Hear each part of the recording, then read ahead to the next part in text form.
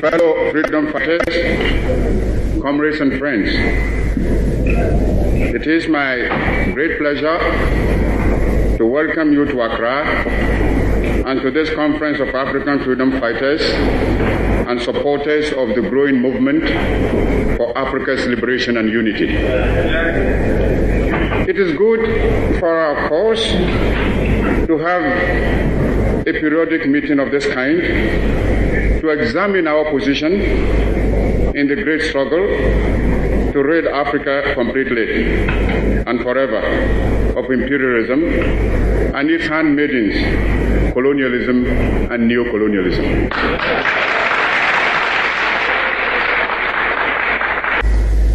Africa is rich and not poor.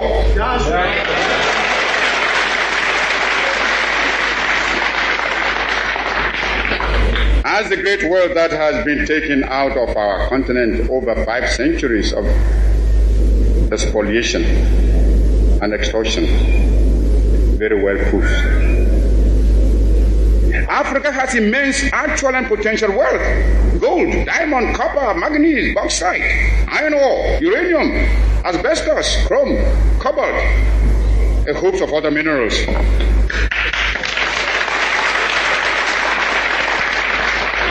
Our essential agricultural produce have all been drained away by colonialist imperialism. Africa is far from being poor. It is Africans who are poor, not Africa.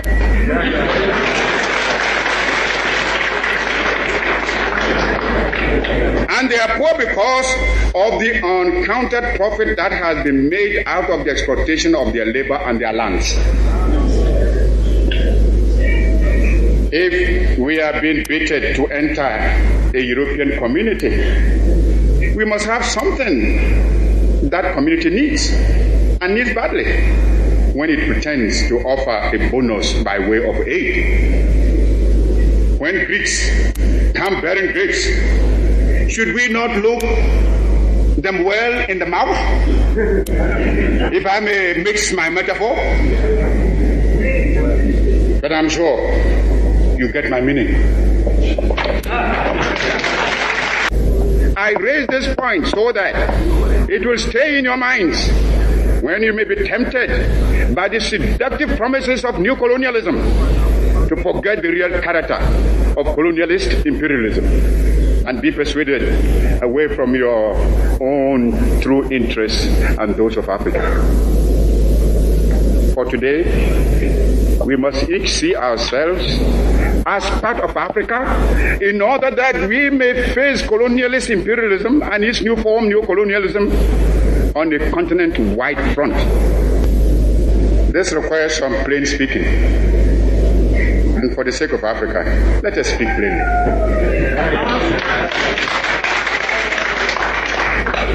As I see it, our greatest danger stems from disunity and the inability to see that the realization of our hopes and aspirations, the realization of our objective of total African independence, and of our future progress and prosperity is inextricably bound up with the necessity to unify our policy and actions in connection with the continued struggle for independence and the greater task of economic and social reconstruction beyond it. We must therefore face the issue of African unity now, for only unity will make the artificial boundaries and regional demarcations imposed by colonialism obsolete and superfluous. African unity will thus provide an effective remedy for border disputes and internecine troubles. In a united Africa, there could be no frontier claims between Ethiopia and Somalia, or between Zanzibar and Kenya, Guinea or Liberia, or between Ghana, Togoland and the Ivory Coast.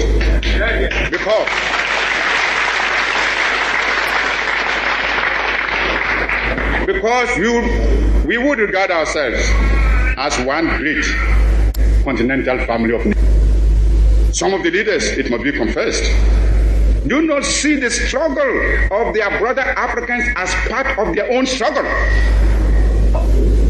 If even if they did, they would not be free to express their solidarity. These rifts are consciously created by the imperialists between Africans, where they can sit back and watch with sly satisfaction, as well as contempt for those who fail to see how they are being used against Africa's best interests. Regrettably, those states include some who were among the freedom fighters of yesterday and who haven't won their independence, are willing to drop it for some token aid, and thereby deny to those still struggling for freedom even their moral support. Here is a phenomenon against which all African freedom fighters must be on their guard and resist to the utmost. Even though I appreciate the difficulties facing us, I must admit, I find it strange to watch some of us returning willingly to the colonialist fold. This time, they don't even have the excuse of being forced to subject themselves to foreign domination. It makes one wonder, why so much effort and sacrifice and so many lives were given up to the achievement of independence in the first place, if it can only be so quickly and easily surrendered. We must begin to build immediately our own continental common market. For it is easy for anyone who studies the common market organization closely to realize that the common market is aimed at harnessing the African countries to satisfy the profit lust of the imperialist bloc and to prevent us from following an independent neutralist policy.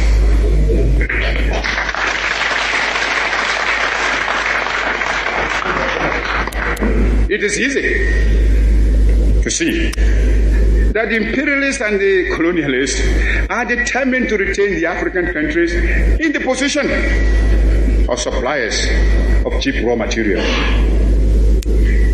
If we do not resist this threat, and if we throw in our lot with the common market, we shall doom the economy of Africa to a state of perpetual subjection to the economy of Western Europe.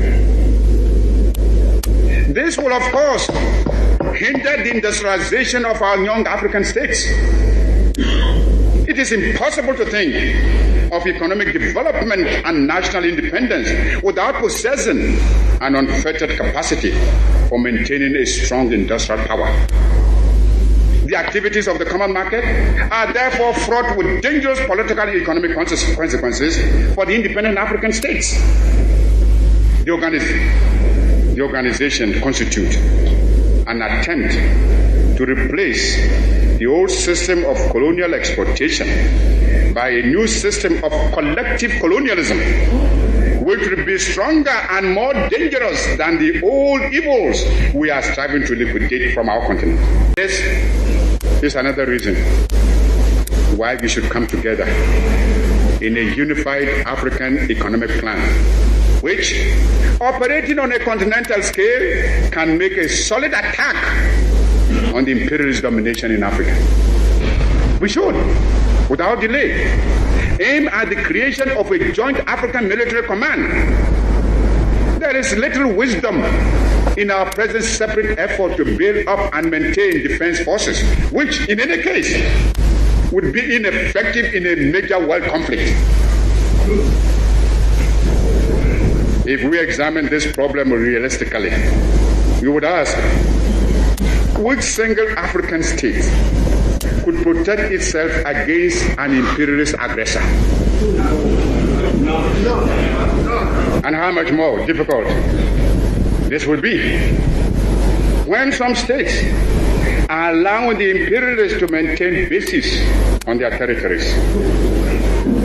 I have already referred to the military forces which South Africa is raising and the danger it poses for the new African states and the struggle of those still in chains. Only our unity can provide us with anything like adequate protection. Those problems can best be met within a unified Africa. And it should be possible in the higher reaches of our endeavor to devise a constitutional structure which will secure the objectives I have outlined, and yet preserve the sovereignty of each of the countries joining the Union. Countries within the Union will naturally maintain their own constitutions, continue to use their own national emblems and national anthems and other symbols and paraphernalia of sovereignty. Regional associations and territorial groupings can only be other forms of balkanization unless they are conceived within the framework of a continental union. There are existing models which we can modify or adapt to our pattern. The United States of America, the Soviet Union, India and China have proved the efficacy of unions embracing large stretches of land and population.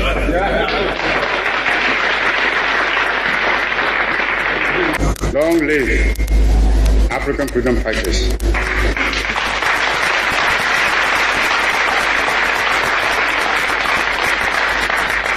Long live African independence.